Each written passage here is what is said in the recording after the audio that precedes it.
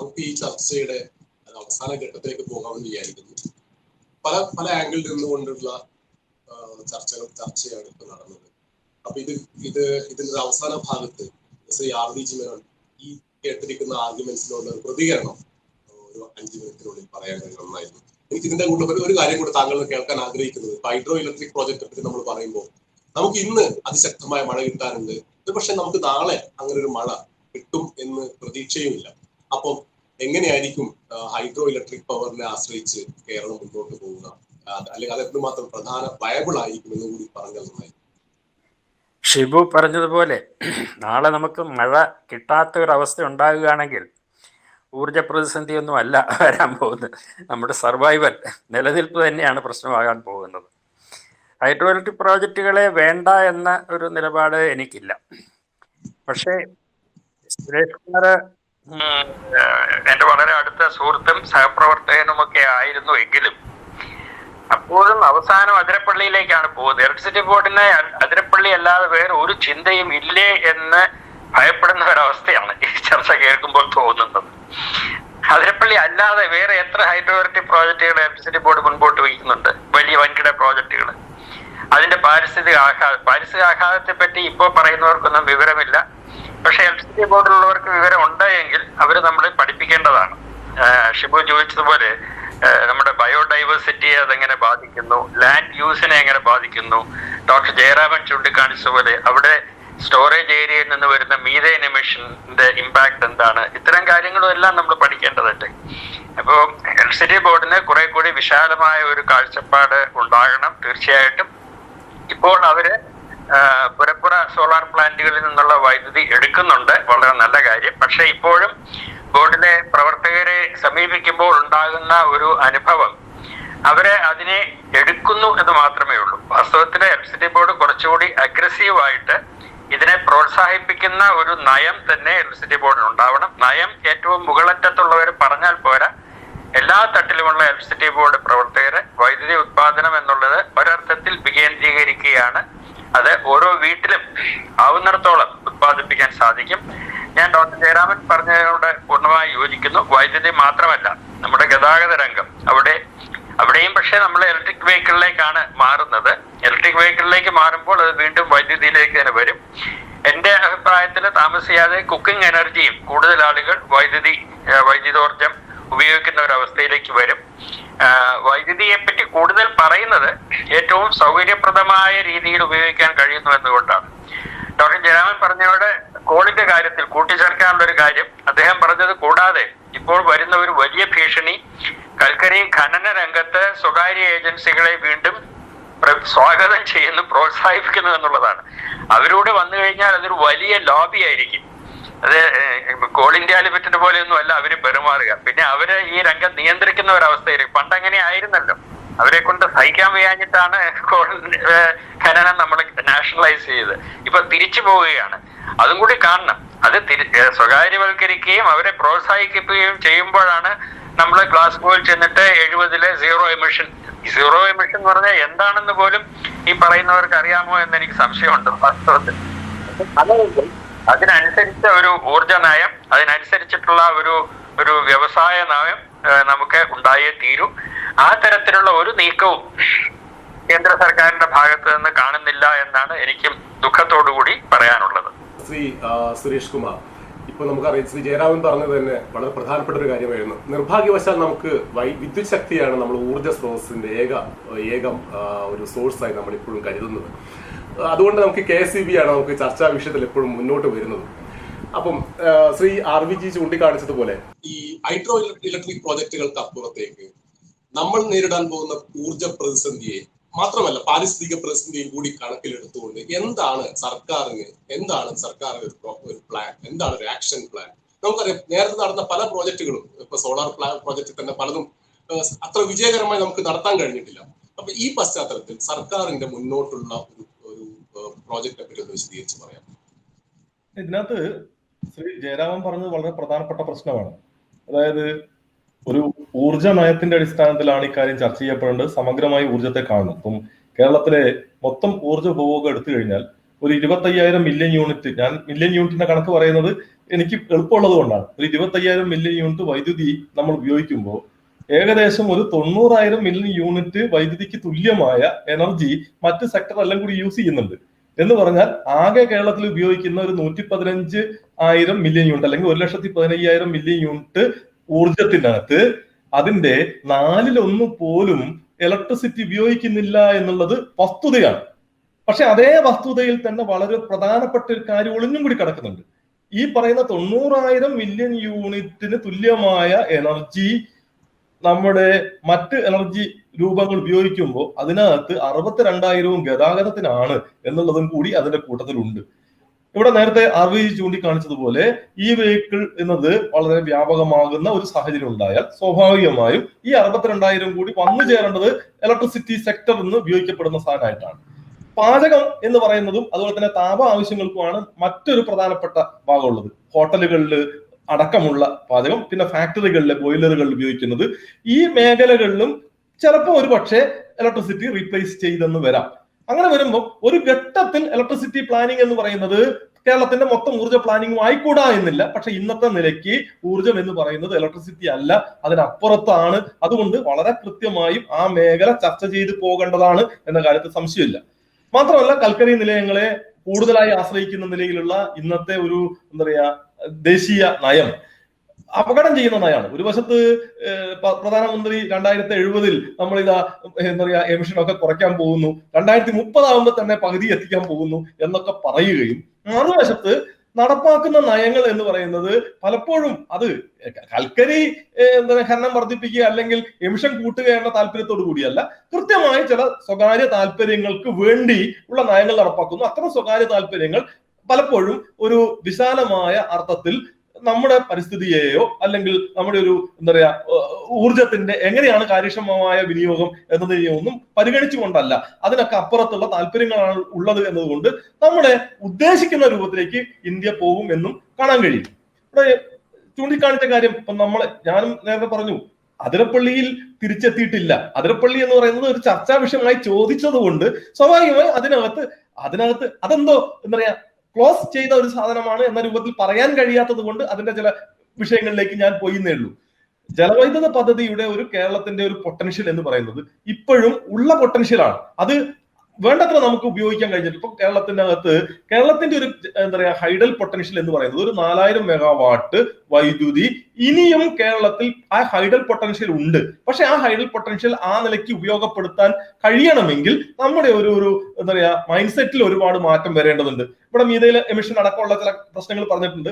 അത്തരം കാര്യങ്ങൾ എങ്ങനെയാണ് കൈകാര്യം ചെയ്യേണ്ടത് എന്നതിനെ കുറിച്ച് ആലോചിക്കേണ്ടതുണ്ട്. ഞാൻ അക്കാര്യത്തെ കുറിച്ചൊന്നും തർക്കിക്കുന്നില്ല. പക്ഷെ ഇക്കാര്യങ്ങളൊക്കെ പരിശോധിച്ചുകൊണ്ട് ഹൈഡൽ പ്രോജക്ട് എന്ന് പറഞ്ഞാൽ പരിശോധിക്കപ്പെടേണ്ടതില്ലാത്ത ഒന്നാണ് എന്ന നിലയ്ക്ക് കാണുന്ന ഒരു സമീപനം വരുമ്പോൾ ആ സമീപനത്തോട് യോജിക്കാൻ പറ്റില്ല എന്നത് മാത്രമേ ഞാൻ അക്കാര്യത്തിനകത്ത് ഉദ്ദേശിച്ചുള്ളൂ. 3, കേരളത്തിന്റെ വൈദ്യുതി ഉൽപാദനം വർദ്ധിപ്പിക്കുന്നത് ഇപ്പൊ സോളാറിന്റെ കാര്യത്തിനകത്ത് ഇപ്പം 2022 1000 മെഗാവാട്ട് സോളാർ ഇലക്ട്രിസിറ്റി ബോർഡ് തന്നെ മുൻകൈയിൽ ഉൽപ്പാദിപ്പിക്കുന്നതിനുള്ള ഒരു ശ്രമമാണ് നടന്നുകൊണ്ടിരിക്കുന്നത്. അത് നമുക്കൊരു 400 മെഗാവാട്ടിന്റെ അടുത്ത് ഇപ്പോൾ എത്താൻ കഴിഞ്ഞിട്ടുണ്ട്. 600 മെഗാവാട്ടും കൂടി വരുന്നൊരു 1.5 കൊല്ലം കൊണ്ട് 2022 അവസാനത്തോടു കൂടി 1.5 കൊല്ലം കൂടി ഏകദേശം ഉണ്ട്.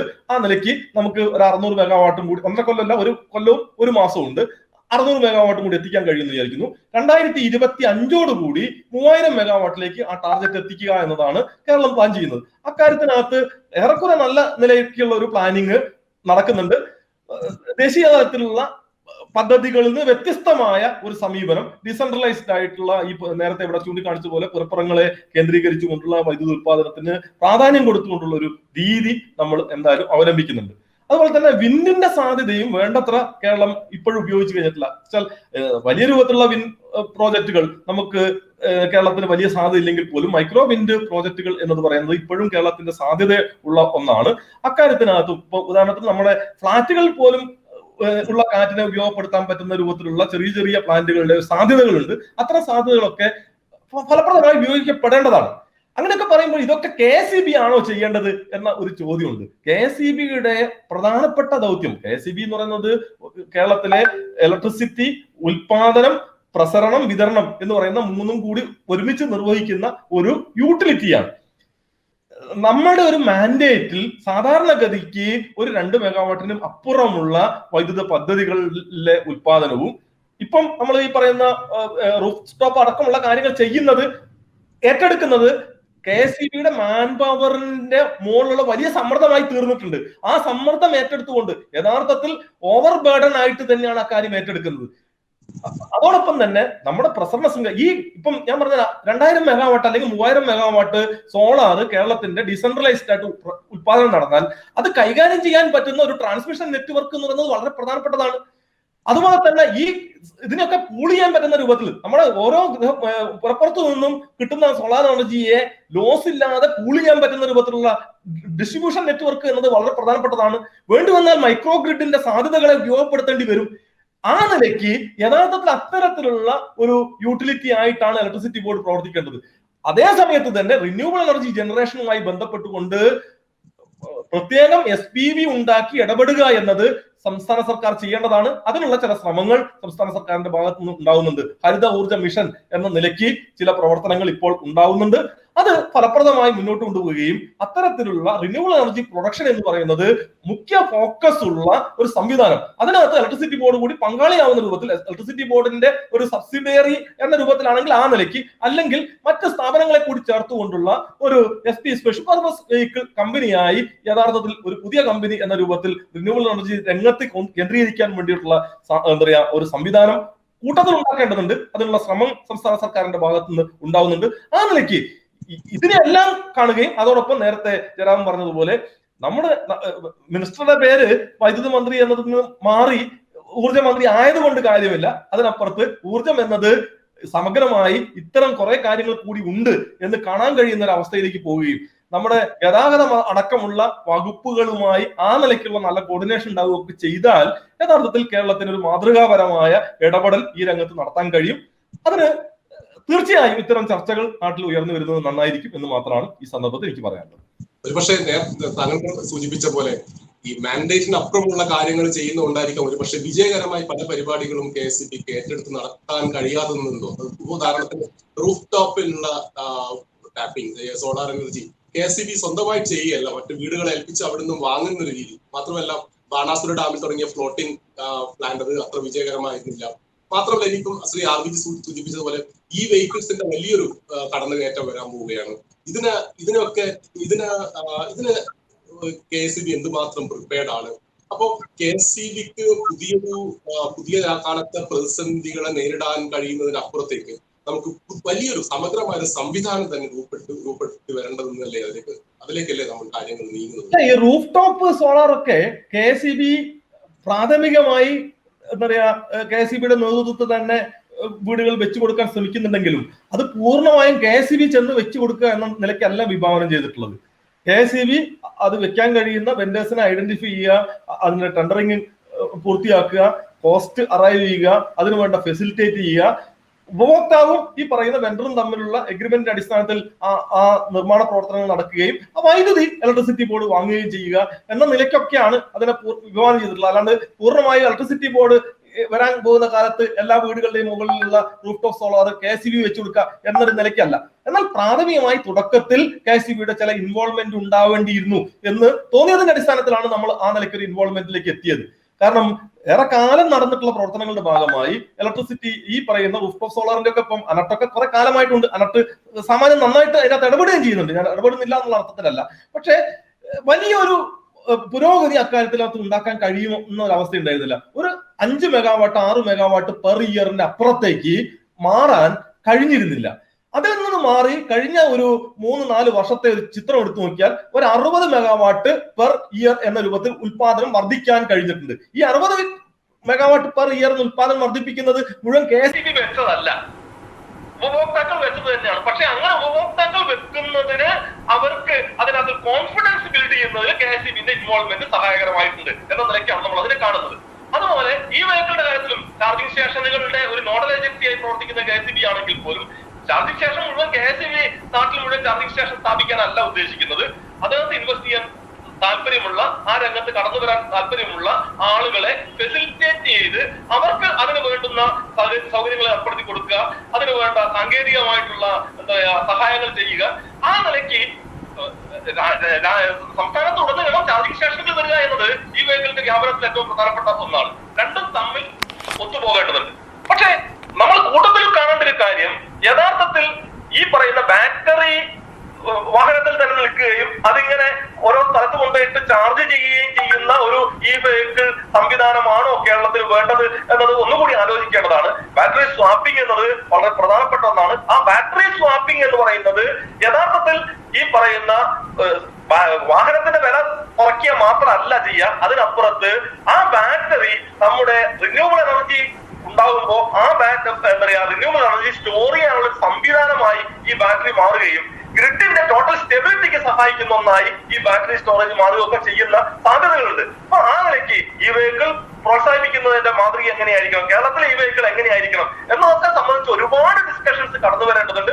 ഏതായാലും ഈ കാര്യത്തിൽ വളരെ പ്രൊയാക്റ്റീവ് ആയിട്ടുള്ള റോള് കേരളത്തിലെ ഇടതുപക്ഷ ജനാധിപത്യ മുന്നണി ഗവൺമെന്റിനുണ്ട് എന്നാണ് എനിക്ക് ഈ സന്ദർഭത്തിൽ പറയാൻ. തീർച്ചയായും നമുക്ക് സമഗ്രമായ കൂടുതൽ പങ്കാളിത്തത്തോടു കൂടിയുള്ള ചർച്ചകളും ഒരു ആക്ഷൻ പ്ലാനും നമുക്ക് ആവശ്യമുണ്ട്. ശ്രീ ജയരാമനിലേക്ക് പോവുകയാണെങ്കിൽ എനിക്കറിയാം താങ്കൾ കൺവെൻഷനിൽ നടക്കുന്ന എനർജി ഓഡിറ്റിനപ്പുറത്തേക്ക് എനർജി എഫിഷ്യൻസിയെ പറ്റി സംസാരിക്കുന്ന ആളാണ്. മാത്രമല്ല ഇതിന്റെ അകത്ത് ഊർജത്തിന്റെ ഒരു വിനിയോഗം എന്ന് പറയുന്നത് ഇത്രയും കൂടാനുള്ള കാരണം നമ്മുടെ സമ്പദ് വ്യവസ്ഥയുടെ വളർച്ചയ്ക്ക് വേണ്ടി കൂടിയാണ്. അപ്പം ഇങ്ങനൊരു എക്കണോമിയെ തൊടാതെ നമുക്ക് ഇന്ന് നിലനിൽക്കുന്ന ഒരു എക്കണോമിക് സിസ്റ്റം മുന്നോട്ട് കൊണ്ടുപോയിക്കൊണ്ട് നമുക്ക് ഈ മനുഷ്യരാശി അഭിമുഖീകരിക്കുന്ന പ്രശ്നങ്ങളെ, ഊർജ്ജ പ്രതിസന്ധി മാത്രമല്ല പാരിസ്ഥിതിക പ്രതിസന്ധികളെയും സാമൂഹ്യ നീതിയുമായി ബന്ധപ്പെട്ട് നിൽക്കുന്ന സാമ്പത്തിക അനീതിയെ, അങ്ങനെയുള്ള അനേകം വിഷയങ്ങൾ നമുക്ക് അഭിമുഖീകരിക്കാൻ കഴിയുമ്പോൾ മാത്രമല്ല ഈ നേരത്തെ നടന്ന ചർച്ചകളുടെ മറ്റ് പ്രതികരണങ്ങൾ കൂടി താങ്കൾ ഇന്ന് അവസാനമായി തേടുകയാണ്.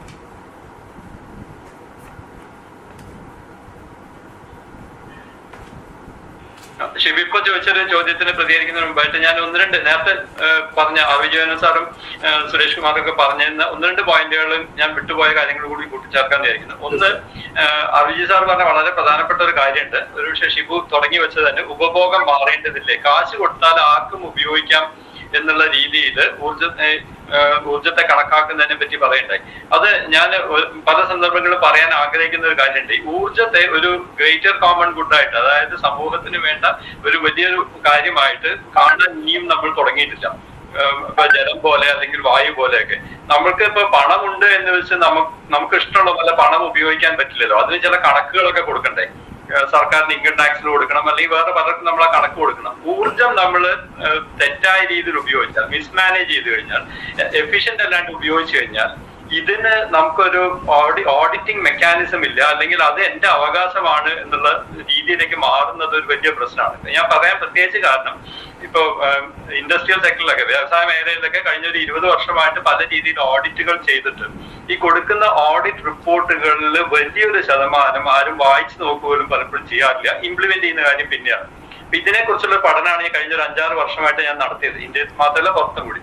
അപ്പൊ ഇതിന്റെ ഒരു പ്രധാന പ്രശ്നം കണ്ടത് ഇതിന്റെ എക്കണോമിക്സോ ഇതിന്റെ ടെക്നിക്കൽ വയബിലിറ്റിയോ അല്ല പലപ്പോഴും പ്രശ്നം, ബിഹേവിയർ ആണ് എന്നുള്ളതാണ്. ആളുകളുടെ സ്വഭാവം, ഇതിനെക്കുറിച്ച് മനസ്സിലാക്കുന്ന രീതി മാറിയാൽ മാത്രമേ ഇത് മാറാൻ പറ്റുള്ളൂ എന്നുള്ളതിന് കൃത്യമായിട്ടുള്ള പഠനങ്ങൾ ഞാൻ കഴിഞ്ഞ കാലങ്ങളായിട്ട് നടത്താൻ പറ്റിയിട്ടുണ്ട്. കേരളത്തിലെ ഒരു 20 ഇൻഡസ്ട്രീസിലൊരു വാക്ക് ത്രൂ ഓഡിറ്റ് ഇതിന്റെ ഭാഗമായിട്ട് ഞാൻ നടത്തിയിരുന്നു. അവിടങ്ങളൊക്കെ കണ്ടത് ഒരുപാട് എനർജി ഓഡിറ്റുകൾ നടത്തിയിട്ടുണ്ട്, ഊർജം ലാഭിക്കാനുള്ള മെത്തഡോളജീസ് പലരും പറഞ്ഞിട്ടുണ്ട്. പക്ഷെ അതൊന്നും ആരും ഇംപ്ലിമെന്റ് ചെയ്തിട്ടില്ല. കാരണം ഇതിനെ മോണിറ്റർ ചെയ്യാനോ ഇംപ്ലിമെന്റ് ചെയ്യാനുള്ള ഒരു സിസ്റ്റം വന്നിട്ടില്ല. ഇവിടെ എല്ലാ വർഷവും ഊർജ ഉപഭോഗം കൂട്ടിക്കൊണ്ടല്ല നമ്മുടെ വളർച്ച കാണേണ്ടത്. ഹ്യൂമൻ ഡെവലപ്മെന്റ് ഇൻഡെക്സും നമ്മുടെ പെർ ക്യാപിറ്റ എനർജി കൺസംഷൻ തമ്മിലുള്ള ഒരു ഗ്രാഫ് ഉണ്ട്. ആ ഗ്രാഫ് നോക്കിയാൽ അറിയാം ഒരുപാട് രാജ്യങ്ങളുണ്ട് കുറഞ്ഞ ഊർജം ഉപയോഗിച്ചുകൊണ്ട് തന്നെ വളർച്ച അച്ചീവ് ചെയ്തിട്ടുള്ള കാര്യങ്ങൾ. നമുക്ക് പോകേണ്ടത് ആ ഒരു പാതയിലാണ്. അമേരിക്ക പോലുള്ള അല്ലെങ്കിൽ കാനഡ പോലുള്ള പെർ ക്യാപിറ്റ കൺസംഷൻ കൂട്ടിക്കൊണ്ടുള്ള ഡെവലപ്മെന്റിലെ പാതയിലേക്കല്ല നമ്മൾ പോകേണ്ടത്. അല്ലാത്ത പാതകളുണ്ട്. അവിടെയാണ് ഊർജ സംരക്ഷണത്തിന് പ്രസക്തി വരുന്നത്, എനർജി എഫിഷ്യൻസിക്ക് പ്രസക്തി വരുന്നത്, നമ്മൾ ഊർജത്തെ കാണുന്ന കാര്യങ്ങളിൽ പ്രസക്തി വരുന്നത്. ഇതിന് കൃത്യമായിട്ട് ഇടപെടാൻ പറ്റുന്ന സംവിധാനങ്ങൾ നമുക്ക് ഉണ്ടാവണം എന്നുള്ളതാണ് എനിക്ക് അതിൽ പറയാനുള്ളത്. എക്കണോമിക്സും ഡെവലപ്മെന്റും GDP ഒക്കെ പറയുന്നതന്നെ GDP ആയിട്ട് ലിങ്ക് ചെയ്യുന്നതിന് എത്രമാത്രം ശരിയാണെന്ന് എനിക്കറിയില്ല. കാരണം ഞാൻ എവിടെ ഒരു കണക്ക് വായിച്ചിട്ടുണ്ടായി, ലോകത്തിലെ എല്ലായിടത്തും ഏറ്റവും കൂടുതൽ GDP ഉണ്ടായത് അവിടെ ഒരു യുദ്ധമുള്ള കാലത്താണെന്നാണ്. അപ്പൊ GDP എന്ന് പറയുന്നത് തന്നെ നമ്മുടെ വളർച്ചയുടെ ഒരു പാരാമീറ്റർ ആയിട്ടൊക്കെ കാണുന്നത് തന്നെ എത്രമാത്രം അബദ്ധമാണ് നമുക്ക് അല്ലാതെ ചില കാര്യങ്ങളുടെ കൂടെ തന്നെ വളർച്ച കാണണം. അതുപോലെ പെർ ക്യാപിറ്റ എനർജി കൺസംഷൻ, നമ്മളിപ്പോ കാർബൺ ഡൈ ഓക്സൈഡിന്റെ കാര്യത്തിൽ പറയുന്ന ഇന്ത്യയുടെ പെർ ക്യാപിറ്റ കൺസംഷൻ കുറവാണ്, അതുകൊണ്ട് ഇന്ത്യക്ക് ഇനിയും ഉണ്ടാക്കാം എന്നൊക്കെ പറയുമ്പോണ്ടാവുന്ന ഒരു പ്രശ്നമുണ്ടല്ലോ. ഈ പെർ ക്യാപിറ്റ അല്ല, ആക്ച്വൽ കാർബൺ ഡൈ ഓക്സൈഡ് ആണ് ഗ്ലോബൽ വാർമിംഗ് ഉണ്ടാക്കുന്നത്. അതുകൊണ്ട് തന്നെയാണ് പലപ്പോഴും ന്യൂക്ലിയർ പവർ പ്ലാന്റുകളെയൊക്കെ നമുക്ക് എതിർക്കേണ്ടി വരുന്ന ഒരു കാര്യം. ഡയറക്ട്ലി ഒരു തെർമൽ പ്ലാന്റ് ഇജക്ട് ചെയ്യുന്നതിന്റെ 2.5 ഇരട്ടി ചൂട് അന്തരീക്ഷത്തിലേക്ക്, ജലത്തിലേക്കും വായുവിലേക്കാക്കി തള്ളുന്ന ന്യൂക്ലിയർ പവർ പ്ലാന്റുകൾ ഗ്രീൻ ആണെന്ന് പറയുമ്പോൾ നമ്മൾ ചോദ്യം ചെയ്യേണ്ടത് ഇത്തരം കാര്യങ്ങളാണ്. നേരിട്ട് ഭൂമിയെ ചൂടാക്കുന്നതിനെ ആഗോളതാപനത്തിന്റെ ഗ്രീൻ ലിസ്റ്റിൽ പെടുത്തുകയും, അപ്പൊ ഇങ്ങനെ നമുക്കൊരു കുറേം കൂടി കാര്യമായി ആഴത്തിൽ ഇത്തരം കാര്യങ്ങൾ പഠിക്കേണ്ടിയിരിക്കുന്നു, കാര്യങ്ങളെ മനസ്സിലാക്കേണ്ടിയിരിക്കുന്നു എന്ന് എനിക്ക് പറയുന്നത്. പ്രിയ ജോയിൻ ചെയ്തിട്ടുണ്ട്, അതുകൊണ്ട് ഞാൻ എന്റെ ഈ ഇത് അവസാനിപ്പിക്കുന്നു. നമുക്ക് ഇനിയും ചർച്ച തുടരുന്നതിൽ തുടരാം. ശ്രീ പ്രിയപിള്ള, നമുക്കറിയാം ഗ്രീൻ പീസ് ഇന്ത്യയുടെ ക്യാമ്പയിനർ ആയിരുന്നു. മാത്രമല്ല ഇപ്പോഴും പരിസ്ഥിതി പ്രശ്നങ്ങളിലും മനുഷ്യാവകാശ പ്രശ്നങ്ങളിലും ഇന്ത്യയിലുടനീളം പ്രവർത്തിക്കുകയും ഒരുപാട് അനുഭവ പരിചയമുള്ള ആൾ കൂടിയാണ്. പ്രത്യേകിച്ച് കൽക്കരി ഖനന മേഖലകളിൽ നടക്കുന്ന പാരിസ്ഥിതിക പ്രതിസന്ധിയും മനുഷ്യാവകാശ ലംഘനങ്ങളെ പറ്റിയും വളരെ ആഴത്തിൽ പഠിക്കുകയും പ്രവർത്തിക്കുകയും ചെയ്യുന്ന ആൾ കൂടിയാണ് ശ്രീ പ്രിയപിള്ള. ശ്രീ പ്രിയപിള്ള, നമ്മളിപ്പോൾ ചർച്ച ചെയ്തുകൊണ്ടിരിക്കുന്നത് കൽക്കരി ഖനനത്തിന്റെ പശ്ചാത്തലത്തിൽ, കൽക്കരി പ്രതിസന്ധിയുടെ പശ്ചാത്തലത്തിൽ ഉണ്ടായി വന്ന ഊർജ്ജ പ്രതിസന്ധിയും അതിനെ എങ്ങനെ നേരിടാൻ നമ്മുടെ സംസ്ഥാനവും രാജ്യവും തയ്യാറാണ് എന്നുള്ളതിനെ പറ്റിയായിരുന്നു. വിവിധ രീതിയിലുള്ള ചർച്ചകളിലൂടെ നടന്നു കഴിഞ്ഞു. ഈ മേഖലയിൽ സുദീർഘമായി അനുഭവ പരിചയമുള്ള പ്രിയ എങ്ങനെയാണ് ഇതിനോട് പ്രതികരിക്കുന്നത്? കൽക്കരി ഖനനത്തിന്റെ ഇഷ്യൂവിൽ അപ്പം ഒന്ന് കേരളത്തിന്റെ പശ്ചാത്തലത്തിൽ എനിക്ക് തോന്നുന്നത്, ഞാൻ കേരളത്തിൽ അധികം പ്രവർത്തിച്ചിട്ടില്ല. ഞാൻ എന്റെ വർക്ക് മൊത്തം ഉണ്ടായിട്ടുള്ളത് ഒരു സെൻട്രൽ ഇന്ത്യൻ ബെൽറ്റിലാണ്. അവിടെ കൽക്കരി ഖനനം അതിന്റെ ഇമ്പാക്ട്സിനെ കുറിച്ചാണ് ഞാൻ കൂടുതലും സംസാരിക്കാൻ ഉദ്ദേശിച്ചത് ഇന്ന്. എസ്പെഷ്യലി ബിക്കോസ് കേരളം നിരന്തരം പറഞ്ഞുകൊണ്ടിരിക്കുന്ന ഒരു കാര്യമുണ്ട്. അതായത് Kerala doesn't see a mine in its backyard. It doesn't have thermal power plants and mines. അപ്പം ഒരിക്കൽ പോലും കേരളം അല്ലെങ്കിൽ കേരളത്തിലെ ജനത ഈ cost of production of electricity from call എന്താണ്, അതിന്റെ ഒരു ട്രൂ കോസ്റ്റ് എന്നുള്ളത് ഒരിക്കലും എനിക്ക് തോന്നുന്നില്ല മനസ്സിലാക്കുന്നുണ്ട്. അതുണ്ടാക്കുന്ന വയലേഷൻസ്, അതുണ്ടാക്കുന്ന ബയോഡൈവേഴ്സിറ്റി ലോസ്, അതുണ്ടാക്കുന്ന ഫ്ലോറ ഫോണ ഹെൽത്ത് ഇമ്പാക്ട്സ്, അതുണ്ടാക്കുന്ന എയർ പൊല്യൂഷൻ, അതിനൊക്കെ ഉപരി അതുണ്ടാക്കുന്ന ഹ്യൂജ് ഹ്യൂമൻ റൈറ്റ് വയലേഷൻസ് എന്താണെന്ന് ഒരിക്കലും ഒരുപക്ഷെ നേരിട്ട് കാണാത്തതും അറിയാത്തതും കൊണ്ടായിരിക്കാം എനിക്ക് തോന്നുന്നു കേരളത്തിന്റെ ജനതയ്ക്ക് ഒരിക്കലും, അതായത് അവരുപയോഗിക്കുന്ന ഇലക്ട്രിസിറ്റിയുടെ ഒരു 70% ഏകദേശം കൽക്കരി ഖനനത്തിൽ നിന്നാണ് വരുന്നതെന്ന് അറിയുമ്പോഴും ഒരിക്കലും അതിന്റെ ഒരു എന്താണ് വാട്ട് ഡസ് ഇറ്റ് മീൻ എന്നുള്ളത് മനസ്സിലാക്കാത്തത് അതുകൊണ്ടാണെന്ന് എനിക്ക് തോന്നുന്നത്. ഞാൻ വളരെയധികം, അതായത് ഒരു ഓൾമോസ്റ്റ് മോർ ദൻ 1.5 decades പ്രവർത്തിച്ച central Indian belt, which includes States like Madhya Pradesh, Chhattisgarh, Jharkhand, Orissa and Maharashtra. ഈ ഒരു ബെൽറ്റ് ആണ് ഇന്ത്യയുടെ കൽക്കരി ഖനനത്തിൽ ഏറ്റവും കൂടുതൽ ഖനനം നടക്കുന്ന ഒരു ബെൽറ്റ്. എസ്പെഷ്യലി മധ്യപ്രദേശിലെ സിംഗ്രോലി ഡിസ്ട്രിക്ട്, അതായത് ഒരു ചെറിയ ഒരു ജില്ല, അതായത് കൽക്കരി ഖനനത്തിന് വേണ്ടി കാർവ് ഔട്ട് ചെയ്ത ഒരു ജില്ലയിലാണ് ഒരു 10-15 വർഷം ഞാൻ വർക്ക് ചെയ്തത്. ഒരു സൈസബിൾ ട്രൈബൽ പോപ്പുലേഷനും ദളിത് പോപ്പുലേഷനും ഉള്ള ഒരു ജില്ല. അവിടെ ഇന്ത്യയിലെ 10% call based thermal energy produce ചെയ്യുന്ന ഒരു ഡിസ്ട്രിക്റ്റ് ആണത്. അവിടുത്തെ ഡിബേറ്റ് നമ്മൾ ഈ കൽക്കരി ഖനനത്തിനെ കുറിച്ച് സംസാരിക്കുമ്പോൾ, ആക്സസ് ടു ഇലക്ട്രിസിറ്റിയെ കുറിച്ച് സംസാരിക്കുമ്പോൾ, ഗ്രൗണ്ടിൽ അവിടുത്തെ debate I think is not about access to electricity or electricity. The debate on the ground is more about development versus environment. Apam the debate on the ground is about displacement. It is about people's rights over their resources, which includes jal, jungle, zameen ennu parayunna natural resources, adayathu water, forest as well as land. ഈ 3 resources, അതിന്റെ മേലെ ആളുകൾക്കുള്ള, അവിടുത്തെ ആദിവാസികൾക്കുള്ള അവകാശം അതെങ്ങനെ ഹനിക്കപ്പെടുന്നു, എങ്ങനെയാണ് കൽക്കരി ഖനനം കാരണം അവരുടെ ജീവിതങ്ങൾ, അതായത് അവരുടെ ലൈവ്ലിഹുഡ്സ്, അവരുടെ എന്താ പറയുന്നത് ബിലീഫ്സ്, അവരുടെ കൾച്ചർ, അവരുടെ ഡിഗ്നിറ്റി എല്ലാം ചവിട്ടി അരയ്ക്കപ്പെടുന്നത് എങ്ങനെയാണെന്നാണ് ക്ലിയർലി നമുക്ക് ആ ഒരു മേഖലയിൽ പോയി കഴിഞ്ഞാൽ കൃത്യമായിട്ട് കാണാം. നമ്മൾ ഈ പറയുന്ന അതായത് ഒരു ജനറൽ ഡെവലപ്മെന്റിനെ കുറിച്ച് നമ്മൾക്കൊരു ഒരു കാഴ്ചപ്പാടുണ്ട്. എല്ലാവരും വിചാരിക്കുന്നത് development is all about jobs, it's about providing employment, it's about providing education, health, ഇതൊക്കെയാണല്ലോ എസ്പെഷ്യലി കേരളം പോലെ അതായത് ഒരു യൂറോപ്യൻ കൺട്രീസുമായിട്ട് കമ്പീറ്റ് ചെയ്യുന്ന ഹ്യൂമൻ ഡെവലപ്മെന്റ് ഇൻഡെക്സ് ഉള്ള ഒരു സ്റ്റേറ്റിൽ താമസിക്കുന്ന ആളുകൾ ഡെവലപ്മെന്റിനെ കുറിച്ചുള്ള അവരുടെ കാഴ്ചപ്പാട് അതായിരിക്കും. പക്ഷെ സിംഗ്രോളി അല്ലെങ്കിൽ ഝാർഖണ്ഡ് അല്ലെങ്കിൽ ഛത്തീസ്ഗഡ് അല്ലെങ്കിൽ ഒറീസയിലെ ഏതൊരു കൽക്കരി ഖനനം നടക്കുന്ന എന്താ പറയുക ജില്ലയിലും ചെന്നെത്തിയാൽ നിങ്ങൾക്ക് ഒരിക്കലും ഈ പറയുന്ന ഒരു ഇൻഡിക്കേറ്റേഴ്സും കാണില്ല. You won't find people having access to education. You won't find jobs being generated as promised from the mines or the thermal power plants. You won't find, you will find people who are impacted deeply, their health being impacted. Diseases like tuberculosis, silicosis, എന്താ പറയുന്നത് air pollution കാരണമുള്ള വളരെയധികം ബുദ്ധിമുട്ടുകൾ, അതായത് allergies, different kinds of allergies because of air and water pollution, mercury contamination. അതായത് കൽക്കരി ഖനനം നടക്കുന്ന എല്ലാ റീജൻസിലും നമ്മൾ കാണുന്നതാണ്. ഫ്ലൈ ആഷ് ഒരു ബൈ പ്രോഡക്റ്റ് ആണ്. ഇന്ത്യയിലുള്ള കൽക്കരി എന്ന് പറഞ്ഞു കഴിഞ്ഞാൽ വളരെ ലോ ക്വാളിറ്റി കൽക്കരിയാണ് compared to many other countries. If you look at the coal, the quality of coal, it has a very high amount of fly ash in it. Appam right from coal mining till ആ പ്രോസസ്സിൽ കൂടെ കടന്നു പോകുമ്പോൾ ഖനനത്തിൽ നിന്ന് ശേഷം കൽക്കരി അവിടെ call മൈനിങ്ങിൽ നിന്നും ട്രാൻസ്പോർട്ട് ചെയ്ത് വാഷറീസ്, so there is a lot of process that goes through before it actually reaches a thermal power plant. ഈ എല്ലാ പ്രോസസ്സിലും വളരെയധികം വെള്ളം ഉപയോഗിച്ച് ഇതിനെ കഴുകി വാഷറികൾ എല്ലാ thermal power plant മൈൻസിനോടും അറ്റാച്ച്ഡ് ആയിട്ട് യു വിൽ ഫൈൻഡ് വാഷറീസ്. കൃത്യമായിട്ട് ഈ എന്താ പറയുന്നത് കൽക്കരി അവിടുന്ന് എടുത്തിട്ട് അത് കഴുകി വാഷറി, അപ്പൊ കുറെ വെള്ളം, ധാരാളം വെള്ളം ഉപയോഗിച്ച് അവിടെയുള്ള എല്ലാ വാട്ടർ ബോഡീസിനെയും ഡിസ്ട്രോയ് ചെയ്തുകൊണ്ടാണ് എന്താ പറയുന്നത് കോൾ മൈനിങ് നടത്തുന്നത്. അതേപോലെ തന്നെ തെർമൽ പവർ പ്ലാന്റ്സിലും ധാരാളം വെള്ളത്തിന്റെ ഉപയോഗം ഉണ്ടെന്ന് നമുക്കറിയാം. സോ എങ്ങനെയാണ് ഈ കൽക്കരി ഖനനം നടക്കുന്ന റീജൻസിൽ നമ്മൾ പോയി കഴിഞ്ഞാൽ you will find that the water bodies in that region are totally destroyed because of mining. The people in that region have very little access to employment. ഈ ഖനനം, if you look at the central Indian belt especially, that's a belt that അവിടെ ഒരു overlap കാണും കൃത്യമായിട്ട്.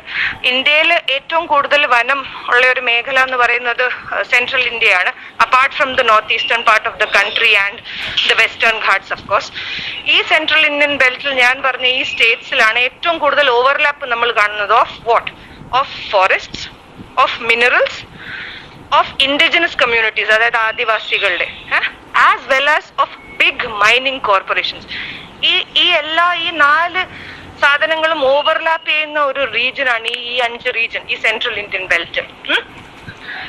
നമ്മൾ ആ റീജിയനിൽ കാണുന്നത് ഈ മിനറൽ ഉള്ളത് കൊണ്ട്, അതായത് കൽക്കരി മാത്രമല്ല മറ്റെല്ലാ മിനറൽസും ഉള്ളത് കൊണ്ട് അവിടുത്തെ ആൾക്കാർ ഫേസ് ചെയ്യുന്ന ഒരു റിസോഴ്സ് കേഴ്സ് ആണ് അവിടുത്തെ ആൾക്കാർ ഫേസ് ചെയ്തുകൊണ്ടിരിക്കുന്നത്. കാരണം ഈ മിനറൽസ് എല്ലാം it's either below the forest on which they have livelihood rights. അവർ ഫോറസ്റ്റ് ഡിപ്പെൻഡന്റ് കമ്മ്യൂണിറ്റീസ് ആണ്. അവര് എന്താ പറയുന്നത് ആ ഫോറസ്റ്റിൽ നിന്നുമാണ് അവരുടെ ഉപജീവന മാർഗം. കാട്ടിൽ പോയിട്ട് ഫോറസ്റ്റ് പ്രൊഡ്യൂസ് കളക്ട് ചെയ്ത് വിറ്റിട്ടാണ് അവർ ജീവിക്കുന്നത്, along with some bit of subsistence farming. ഇത് രണ്ടും കൂടെ ഒരു സൈക്കിളായിട്ട് ചെയ്യുമ്പോഴാണ് അവിടുത്തെ ഗ്രാമങ്ങളിലെ ആൾക്കാരുടെ ഉപജീവന മാർഗം അതാണ് ബേസിക്കലി. അപ്പം ഈ ഒരു ബാക്ക്ഗ്രൗണ്ടിൽ what happens when most of the mines basically come in forest. We all know എങ്ങനെയാണ് കോൾ ഫോം ചെയ്യുന്നത്. It is mostly under the forest. So what happens is ഈ mines വരുമ്പം large tracts of forests are cut down for coal mining. ഈ forests are, as I said, ഈ ജനങ്ങളുടെ ഉപജീവന മാർഗമാണ് ഈ കാട്. അവർ ജീവിക്കുന്നത് ഈ കാട് ഉള്ളത് കൊണ്ടാണ് അവരുടെ ജീവിതം മുന്നോട്ട് നീങ്ങുന്നത്. അവരുടെ ലൈവ്ലിഹുഡ്സ് ടോട്ടലി ഡിസ്ട്രോയ് ആവുന്നു. അതേപോലെ തന്നെ കാട് മാത്രമല്ല എന്താ പറയുന്നത് ഏറ്റെടുക്കുന്നത് സർക്കാർ വൻ കമ്പനികൾക്ക് വേണ്ടിയിട്ട്. അവർ താമസിക്കുന്ന അവരുടെ ഗ്രാമങ്ങളും കൂടിയാണ്. ഞങ്ങൾ സമരം നടത്തിയ ആ ഒരു മേഖലയിൽ ഒരു അതായത് മഹാൻ കോൾ മൈൻ എന്ന് പറയുന്ന ഒരു മൈൻ ഹിൻഡാൽകോ എന്താ പറയുന്നത്, ഹിൻഡാൽകോയുടെ ഒരു മൈൻ പ്രപ്പോസ്ഡ് ആയിരുന്നു. That mine was suppose to displace 54 villages. ആ 54 ഗ്രാമങ്ങളുടെ ഉപജീവന മാർഗം ആയിരുന്നു നശിപ്പിച്ചുകൊണ്ട് ആ മൈൻ പ്രപ്പോസ്ഡ് ആയിട്ടുണ്ടായിരുന്നു അവിടെ. The jobs promised never came. The people who are displaced, അവിടെ നിന്ന് കുടിയൊഴിക്കപ്പെടുന്ന ആൾക്കാരെ അവരെ കൊണ്ടുവന്ന് താമസിപ്പിക്കുന്ന ഭൂമി നിങ്ങൾ കണ്ടു കഴിഞ്ഞാൽ ഒരിക്കലും, അതായത് അവര് സബ്സിസ്റ്റൻസ് ഫാമിംഗ് നടത്തി കാട്ടിലും ഗ്രാമത്തിലും ജീവിക്കുന്ന അവരെ കൊണ്ടുവന്ന് ഒരു ബാരൻ പീസ് ഓഫ് ലാൻഡിലാണ് മോസ്റ്റ് ഓഫ് ദ ടൈം താമസിപ്പിക്കുന്നത്. അപ്പൊ എന്താ പറയുന്നത്, they totally lose their livelihoods. They don't get the jobs that are promised to them. They live in that same region, hence bear the brunt of coal mining in the form of health impacts, in the form of water, air pollution.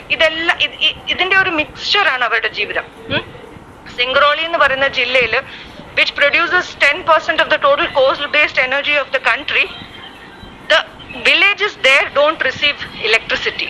That's the fact.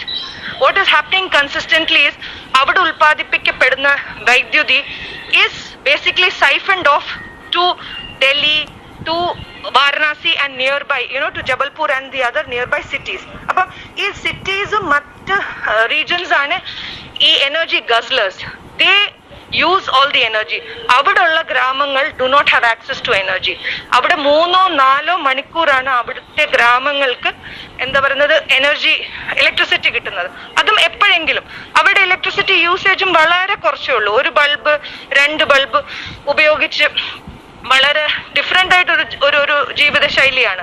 അതായത് കാടിനോടും ഭൂമിയോടും വളരെ അധികം ചേർന്ന് ജീവിക്കുന്ന ഒരു കൂട്ടം ജനതയാണ് അവിടെ ഉള്ളത്.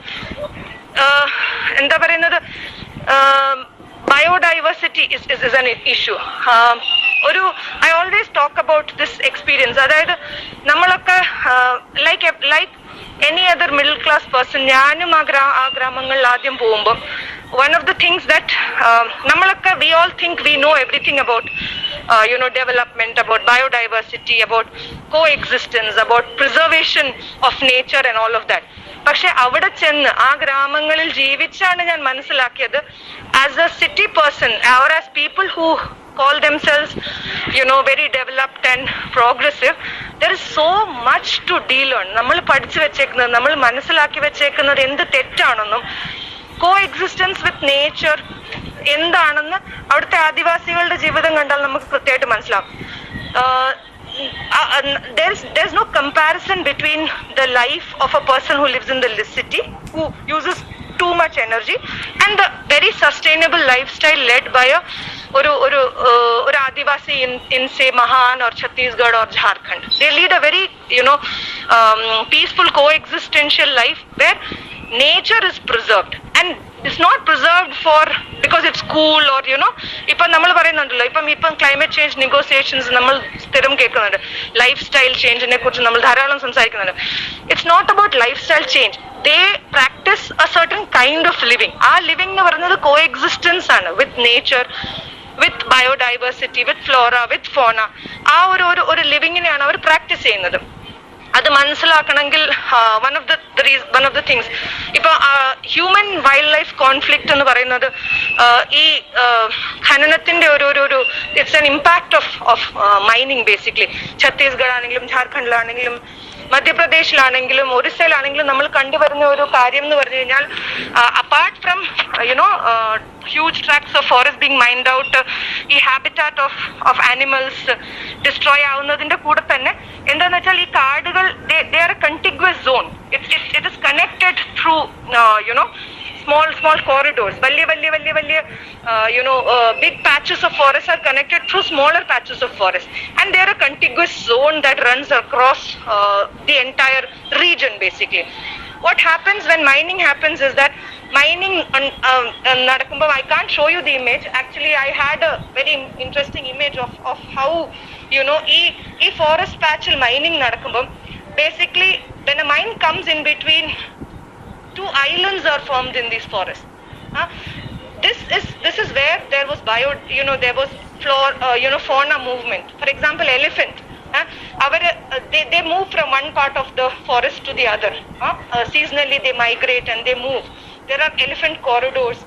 There are corridors for all animals. What we do with our mining and development agenda is basically cut these forests and make them into islands. And these islands elephants survive cheyan pattilla. We are destroying their habitat. So what is the next best option they have? The next best option they have is to walk through the roads, cut across villages and human habitat, right? And there is always a human wildlife conflict there. നിരന്തരം നമ്മൾ കണ്ടുകൊണ്ടിരിക്കുന്നതാണ്. ഛത്തീസ്ഗഡിൽ ഇപ്പം സമരം നടത്തുന്നുകൊണ്ടിരിക്കുന്ന ഹസ്ദേവ് അരന്തില് ഏറ്റവും വലിയ പ്രശ്നം എന്താണ് അവിടെ നടന്നുകൊണ്ടിരിക്കുന്നതെന്ന് വെച്ചാൽ it's a huge elephant corridor that is being mined out. സ്ഥിരം ഹ്യൂമൻ ആനിമൽ കോൺഫ്ലിക്റ്റ് നടക്കുന്ന ഒരു ഏരിയ ആണ്. People in that region are really not, they don't have a problem with wildlife. അത് ആനയാണെങ്കിലും ഏത് വൈൽഡ് ലൈഫ് ആണെങ്കിലും. ഇപ്പൊ സ്ലോത്ത് ബേസ്, ഞാൻ work ചെയ്യുന്ന മഹാൻ ഏരിയയിൽ sloth base are in abundance. People live, there is a way of coexisting with them. ഞങ്ങളുടെ ഒരു ഗ്രാമമുണ്ട്, ബുധേർ എന്ന് പറഞ്ഞൊരു ഗ്രാമം. ഞാൻ അവിടെ വർക്ക് ചെയ്യാൻ പോയിരുന്ന ആദ്യ കാലങ്ങളിൽ I remember going there and the entire village was sitting there. ഒരു fully 98% tribal population ഉള്ള ഒരു village ആണ്, in the middle of the forest. And I remember the entire village was sitting there waiting for the village headman to come. And അവിടെ കുറച്ച് forest ഡിപ്പാർട്ട്മെന്റിന്റെ ഒഫീഷ്യൽസും ഉണ്ടായിരുന്നു. അവിടെ കുറെ കോൺ, അതായത് ചോളം കൃഷി ചെയ്തത് മൊത്തം സ്ലോത്ത് ബെയർ വന്നിട്ട് നശിപ്പിച്ചിരുന്നു. They were basically waiting there. The forest department people were wanting them to fill in some forms to get compensation, for crop loss. അവിടുത്തെ അവരുടെ ആ ഊരിന്റെ തലവൻ വന്നിട്ട്, ആ ട്രൈബൽ ഹെഡ്മാൻ വന്നു കഴിഞ്ഞപ്പോഴത്തേക്കും Vikram Singh ji, he said we don't want this compensation. And ആ forest officials tried to convince them a lot to sign on to that form, പക്ഷെ they said no, we don't want it. അവർ പോയി കഴിഞ്ഞ് ഞാൻ അവരോട് ചോദിച്ചു, എന്താ വെറുതെ സർക്കാർ തരുന്ന കാശല്ലേ, നിങ്ങളുടെ കൃഷി നഷ്ടപ്പെട്ടല്ലോ, അപ്പൊ പിന്നെ വാങ്ങായിരുന്നില്ല എന്ന് ചോദിച്ചപ്പോ അതിനോട് അവരുടെ മറുപടി എന്ന് പറഞ്ഞു കഴിഞ്ഞാല്, ഞങ്ങളുടെ പൂർവികർ, അതായത് എന്റെ പൂർവികർ ഇവിടെ വന്ന് അവരുടെ വീട്ടിൽ, അതായത് ഇത് കരടിയുടെ വീടായിരുന്നു, എന്റെ പൂർവികർ ഇവിടെ വന്ന് അവരുടെ വീട്ടിൽ കയറി താമസിച്ചവരാണ്. ഞങ്ങൾ നടുമ്പം കുറച്ച് എക്സ്ട്രാ കുറെ അങ്ങ് നടും, അവരും കഴിക്കട്ടെ ഞങ്ങളും കഴിക്കും. So this kind of a coexistence is what we are destroying. And today we are talking, നമ്മൾ COP26 നടക്കുമ്പോൾ we are talking about eco restoration.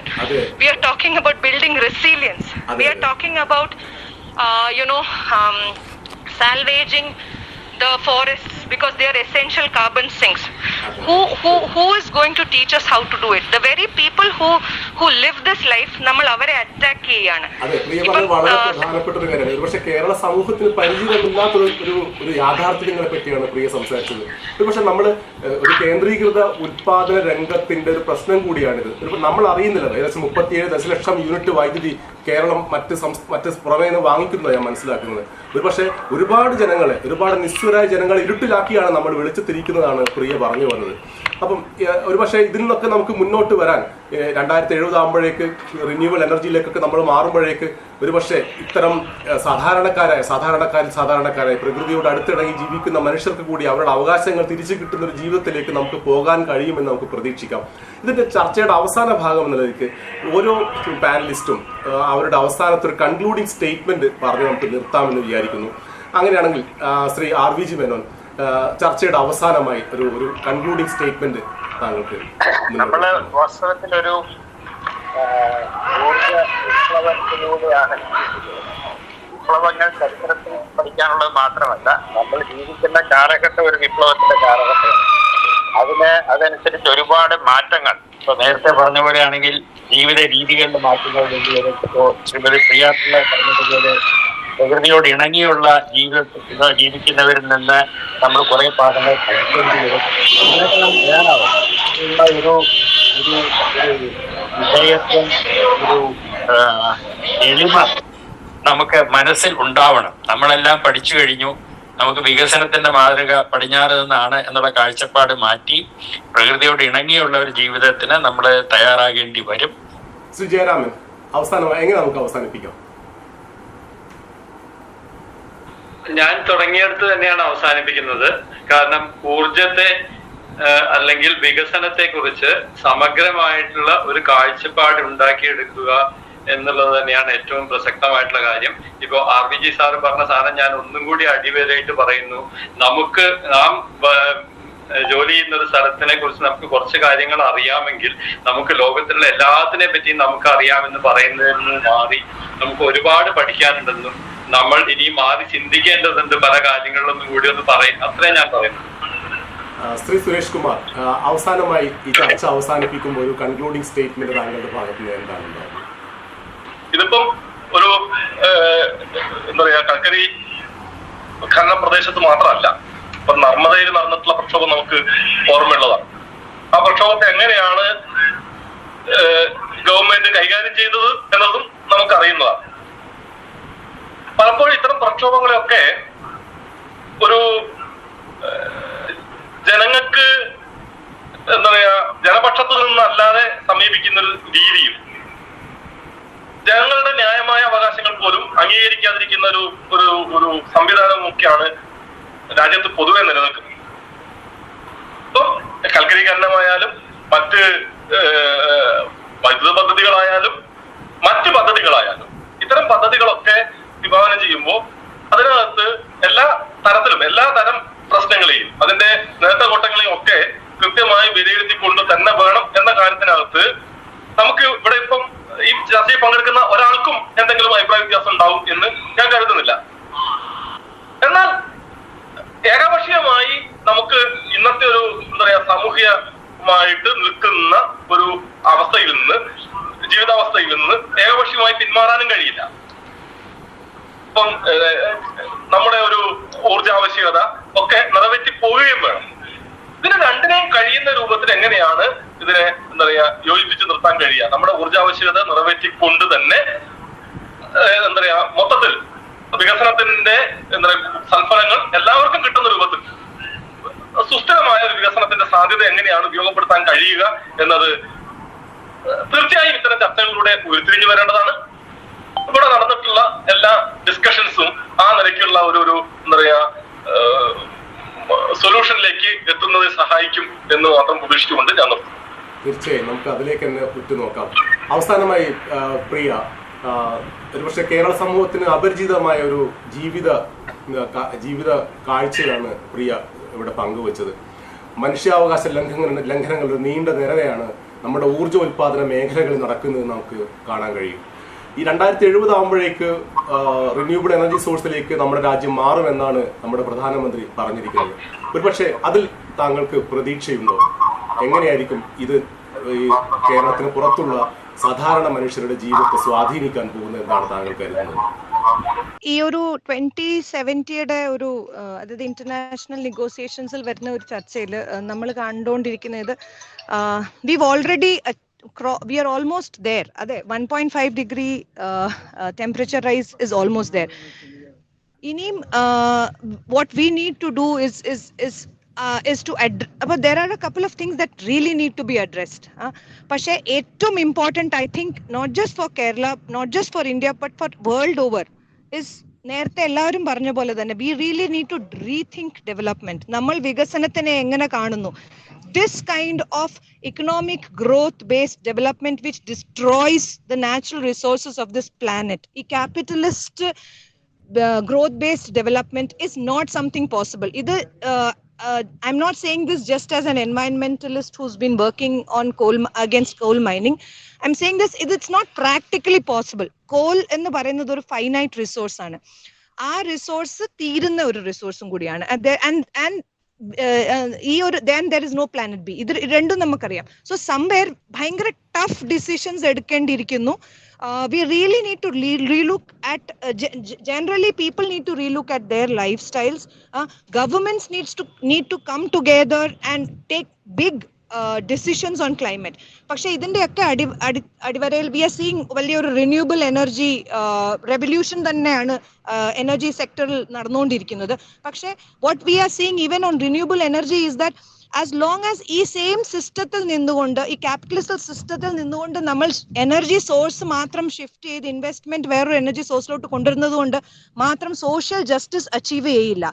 V will continue to if because one of the big learnings for me is that Adani കൽക്കരി ഖനനം നടത്തുന്നത് പോലെ തന്നെയാണ് Adani solar power പ്ലാന്റും setup ചെയ്യുന്നത്. അപ്പം ജാർഖണ്ഡിലുള്ള കൽക്കരി ഖനനത്തിൽ നടക്കുന്ന അതേ വയലേഷൻസ്, അതേ ഹ്യൂമൻ റൈറ്റ് വയലേഷൻസ്, അതേ ഡിസ്പ്ലേസ്മെന്റ്, അതേ ലാൻഡ് ഗ്രാബ്, അതേ വാട്ടർ റിസോഴ്സ് ഡിസ്ട്രക്ഷൻ ആണ് നമ്മൾ കണ്ടുകൊണ്ടിരിക്കുന്നത് തമിഴ്നാട്ടിലെ കമുദിയിൽ അദാനി സോളാർ പ്ലാന്റ് സെറ്റപ്പ് ചെയ്യുമ്പോഴും നടത്തുന്നത്. So as long as this system we don't fight this kind of a capitalist system based growth paradigm, we will not be able to stop climate change.